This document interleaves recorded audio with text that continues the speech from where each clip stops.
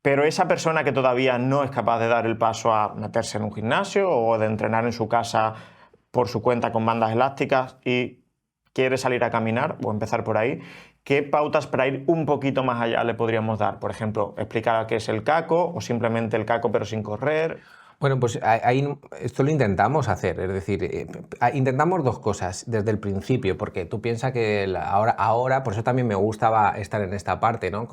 En donde yo estoy, yo vengo con gente que tiene mucho dolor por el ejercicio, vienen muy castigados por todo lo que bullying o porque han tenido muy malas experiencias, entonces hay que reconstruir la historia, hay que explicarles por qué pasa eso, es decir, por qué caminar a una intensidad hace que tú tengas más oxígeno y ese oxígeno está regalándole a tu cuerpo vida. ¿Vale? Entonces, hay que explicarlo muy sencillito, con dibujos de la mitocondria, como hacemos, ¿no? Para que lo entiendan.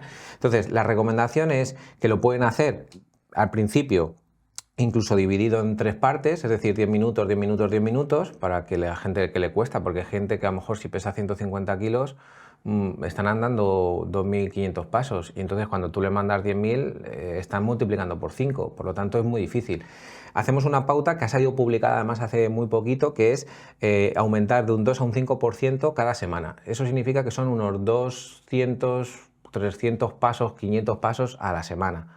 Esos son micro éxitos que la persona va cumpliendo. Entonces se empodera un poco. Es decir, la persona va diciendo, bueno, 200 pasos no es tan complicado. Venga, poquito a poco. Y eso hace que tú pasas de 2.500 en unos 3 meses a unos 4.000, 5.000 pasos. Y ese 5.000 ya está en ese global más cerca de lo que puede considerarse algo interesante, que no son los 10.000, que esto es un espectro que puede ir desde los 5 hasta los 12 y si puede andar más, pero claro, estamos 3 meses. Yo no tengo prisa. Es decir, yo digo, ¿pero qué prisa tienes? Si esto estamos construyendo una nueva historia. No puedes hacer... La historia no se puede construir siempre que tú lo hagas desde el dolor, porque si no, en algún momento no es sostenible.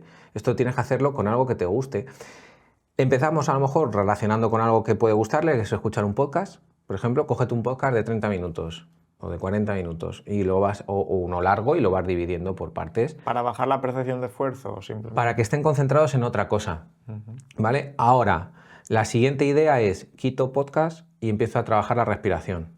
Entonces tienen que ser conscientes del trabajo respiratorio, porque muchas veces ellos no son conscientes, pero están respirando, ¿vale? Por la boca. Y entonces, si tú haces un trabajo de caminar a una intensidad un poquito más elevada, respirando por la nariz y soltando por la boca, si haces patrones respiratorios de 1, 1, 1, 1, estás haciendo realmente como un ejercicio de respiración, pero utilizando el ejercicio.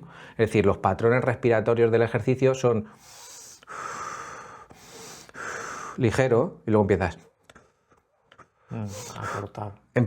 Se empiezan a cortar y son más cortitos. A partir de la moderada a la alta intensidad, a mí eso ya no me interesa.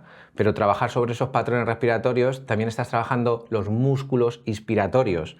Entonces ya empezamos a trabajar otras cosas y eso yo intento explicárselo. O sea, por qué tenemos que trabajar esto y demás. Entonces, todo esto es un proceso que es como si fuese una reeducación en todo esto y luego, pues lo que les decimos es... Esto les sorprende mucho. Yo digo, incluso esto lo hago muchas veces cuando doy clase. Les pregunto, ¿tú tienes cocina en casa? Y te miran así como diciendo, ¿pero tú eres tonto? Y dice, ¿cómo no voy a tener cocina? Digo, bueno, para comer, ¿no? Para alimentarte. Y digo, ¿tienes una ducha y un servicio?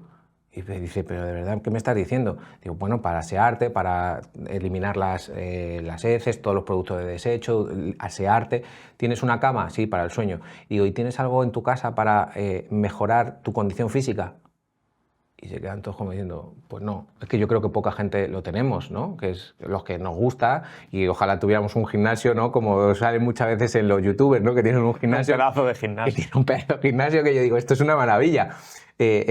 Bueno, pues lo que hacemos es, bueno, empieza por poco, tu rincón de salud y siempre tienes que tener a la vista, nosotros le decimos, mira, cómprate una esta de mimbre y metes ahí una goma, una pesa, pero que esté siempre a la vista. Y ahí luego tú intentas poner unos libros de temas de salud, como puede ser el tuyo, como el mío, el de Marcos Vázquez, el de Ismael Galanchos, es decir, libros que te pueden ayudar en algún momento y que te apetece leer porque es tu rincón de salud, ¿vale? ¿Lo van a utilizar? Al principio no. Yo tengo mucha gente que le digo, ¿has entrenado? No. Y digo, ¿por qué? Y te empiezan a contar.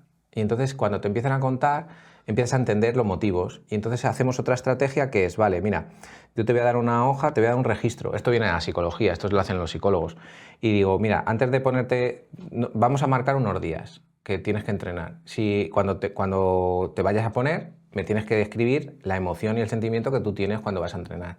Y si no quieres entrenar, no entrenes, pero me escribes, no entreno porque me da pereza o porque, ¿vale? Vamos a trabajar sobre eso luego. Luego, si has conseguido entrenar, cómo te has sentido durante el entrenamiento, percepción percibida de esfuerzo, y luego, después de entrenar, El post. sobre todo una hora después de entrenar. ¿Cómo te ha hecho sentir el entrenamiento una hora después de ¿Y entrenar? cómo son esas emociones antes, durante y después? Pues al principio, durante los primeros procesos no lo hacen, y muchos incluso vienen con la sensación de que les vas a regañar. Entonces yo digo, yo no soy, o sea, yo no soy... Policía de... No, es que yo estoy acompañándote en el proceso. Es decir, y no voy a juzgar nunca tus decisiones. Esto es tu responsabilidad, es tu cuerpo, es tu vida, es tu contexto y tú tienes que tomar decisiones. Yo estoy aquí para estudiar todo lo que yo pueda y poder aplicarlo contigo, pero no para más. Es decir, para que tú entiendas que hay un lugar seguro, que no va a haber juicio, que no va a haber un valor negativo, sino que yo te voy a intentar enseñar para que reconstruyas tu historia. Y si quieres, lo coges, y si no, no lo coges. O sea, es sencillo. Entonces, al principio les cuesta, pero luego van, porque claro, hay días, mira, el otro día me pasó con un chico que no entrenamos. Estuvimos hablando todo el rato, pero era necesario. Era necesario porque... luego tenía sesión, o sea, nosotros estamos intentando coger sesión de entrenamiento y luego sesión de psicología, ¿vale? Entonces, fue necesaria porque venía muy bloqueado y entonces salió el motivo por los que no entrenaba y estuvimos hablando. ¿Por qué? Pues que si lo entiendes, porque no lo entiendes, pues yo te explico, porque yo también tengo una parte de educador físico, Claro. deportivo, ¿no? Soy educador, entonces tengo que explicar cosas. No el entrenamiento no es solo entrenar, el entrenamiento es entender por qué entrenas.